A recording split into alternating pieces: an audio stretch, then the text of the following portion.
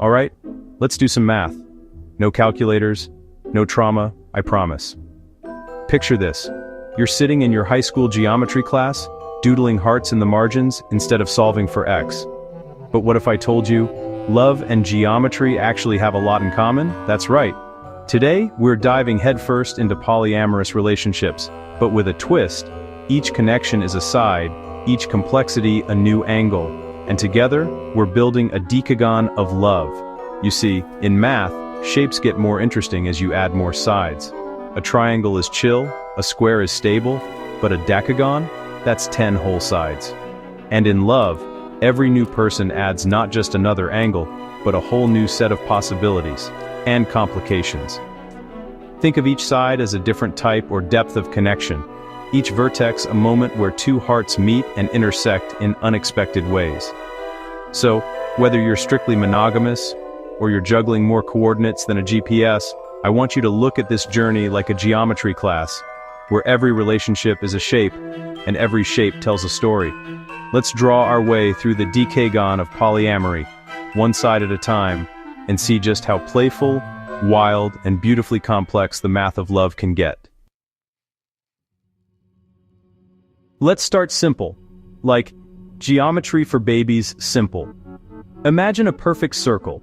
In the land of polyamory, this is the classic hub and spoke model. One person at the center, surrounded by a constellation of connections. It's just one round around the decagon. No sharp turns, no crazy angles, just pure, unbroken flow. Each partner, or Joa or sweetie, forms a gentle arc around the central hub, with all the love flowing in and out from that one point. This setup is elegant, minimal drama. Think the Apple Store of relationships. Clean design, but you know there's a lot going on behind the scenes. The circle Joa is simple in theory, but don't underestimate the complexity that lurks once you start adding more personalities, needs, and boundaries. Still, it's the perfect way to dip your toes into polyamory.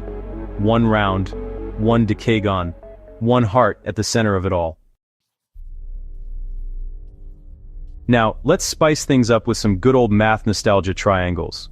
2 rounds around the decagon, and suddenly, we're dealing with 3 points. Hello, geometry class. In the world of relationships, this is where it gets fun. Imagine you, your partner, and your partner's partner. Sometimes, all 3 are connected equally, an isosceles triangle of mutual love. Other times, one side is way longer, like when you're the hypotenuse, stretching that emotional distance while keeping everything balanced. The Pythagorean theorem says a squared plus b squared equals c squared, but in polyamory, it's more like feelings squared plus boundaries squared equals drama squared. Triangles are cool because they're stable, but they can also be sharp. Every angle is a negotiation, every side a potential for connection or friction. The triangle Joa is where a lot of people realize polyamory isn't just about adding people, it's about discovering new shapes of love. The classic love triangle. We've all seen it in movies, TV, maybe even your own group chat. 3 rounds around the decagon, 3 connections, 3 hearts beating, sometimes as one. But let me tell you, this is where the math gets spicy. With every new connection, you're not just adding sides, you're multiplying the number of relationships. A triangle doesn't just have 3 sides, it has 3 relationships, 3 sets of expectations, and 3 ways things can go beautifully right. Or hilariously wrong. Navigating a love triangle is like balancing an equation where the variables have their own opinions. Maybe you're the common denominator, or maybe you're the outlier. Either way, this shape tests your ability to communicate, to compromise, and to keep your emotional geometry in check. Love triangles are iconic because they're dramatic, but if you work the angles, they can also be beautiful and deeply fulfilling. Alright, let's get square, or maybe rectangular, maybe rhombus, maybe trapezoid. When 4 people are involved, you get the quadrilateral Joa. 4 rounds around the decagon, and suddenly the relationship has corners. Sometimes it's a neat square, everyone's connected, everyone's happy. Other times it's a wonky rhombus, same number of sides, but the angles are all over the place. This shape can be super stable, like the 4 legs of a table, but it can also tip over if one side gets wobbly. The fun part? With 4 people, there are more ways to connect, but also more opportunities for miscommunication. You might start off as a rectangle and end up as a parallelogram after a group chat goes sideways. The quadrilateral Joa is all about finding out what kind of 4-sided figure your love life really wants to be. 5 people in a relationship? Now we're talking pentagons and trapezoids, shapes that are as tricky to draw as they are to define and love. With 5 rounds around the decagon, you've got a pentagon. Each side represents a unique connection, every angle a new dynamic. It's the start of advanced polyamory, where group chats become spreadsheets and calendars need extra tabs.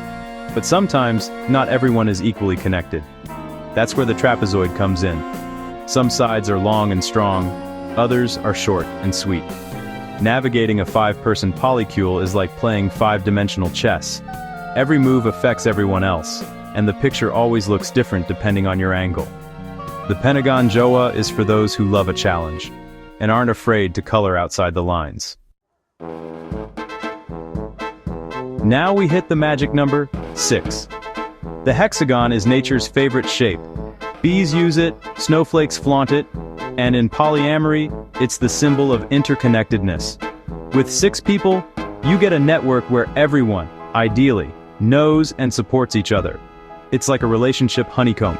Sweet, strong, and surprisingly symmetrical if you can keep up with the buzz. But don't get too comfortable. 6-person dynamics can swing from harmony to chaos in a heartbeat. If one connection cracks, the whole hive feels it. Still, a hexagon Joa is all about balance, equal sides, equal angles, and a sense of community that's hard to find anywhere else. This is relationship geometry at its most collaborative, and, honestly, its most complicated. 7. That's right, 7. This is where we leave math class and enter the wild world of advanced geometry. The heptagon Joa is where things start to get really interesting. With 7 rounds around the decagon, every connection becomes both more tenuous and more necessary. It's like being in a band where every member plays a different instrument, and sometimes a different song. The complexity ramps up. 7 people means 21 unique connections, each with their own set of rules, desires, and boundaries. Communication isn't just important, it's essential for survival. If you thrive in creative chaos, the heptagon Joa might be your jam. Just remember, with every added side, the math gets harder, but so does the potential for something truly amazing. 8 is great, until you realize you need a traffic cop just to keep track of everyone's feelings. The octagon Joa is the intersection where all roads meet, and sometimes it feels like a stop sign in the middle of a busy street. With 8 people, everyone's got history, preferences, and that one thing they won't compromise on. But here's the beauty. With so many sides, you also get resilience. If one connection falters, the octagon can still stand strong. It's about collaboration, negotiation, and, the occasional group spreadsheet.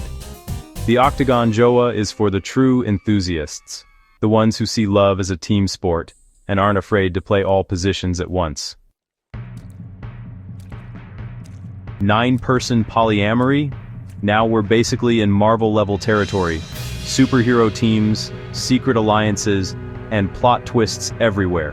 The nonagon Joa is the shape you get when you push the boundaries of connection, testing just how far the human heart, and honestly, Google Calendar, can stretch. 9 rounds around the decagon means every side is tested, every angle questioned. This is where communication transforms from a skill to an art form. Every relationship is a balancing act, and sometimes one misstep can send the whole nonagon spinning. But if you can keep the structure intact, you get a web of support, joy, and connection that's as rare as it is rewarding. The nonagon Joa is not for the faint of heart, but for those who dare. It's a masterpiece in motion. And here we are, the decagon. 10 sides, 10 people, 10 rounds around the heart-shaped math problem you've created. This is the geometry boss level. Maximum complexity, infinite potential. The Decagon Joa isn't just a relationship, it's a living, breathing ecosystem.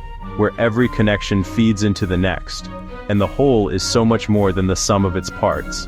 At this level, love is no longer just about individuals. It's about community, collaboration, and the magic that happens when 10 hearts beat in sync. You've got formulas upon formulas, and every angle tells a story. The Decagon Joa is beautiful, wild, and nearly impossible to manage. But hey, if math can dream it, so can we. Welcome to the ultimate shape of love, So, what have we learned? Love, like geometry, comes in every shape and size you can imagine. From the simple circle to the wild decagon, every relationship has its own pattern, its own rhythm, and its own beauty. There's no right angle when it comes to connection. Only the shapes we make together as we try, fail, and try again to understand each other. If you're a triangle, a square, or rocking a full decagon, just remember, every side is valid, every angle is worth exploring. The math of love is messy, unpredictable, and sometimes downright impossible to solve. But that's what makes it magical. Embrace the shapes you find yourself in, and never be afraid to redraw the lines if you need to. Thanks for joining me and the Rages Band as we map the geometry of polyamory. If you loved this journey through shapes and hearts, hit like, subscribe, and drop your favorite relationship shape in the comments. Until next time, keep your hearts open and your angles acute.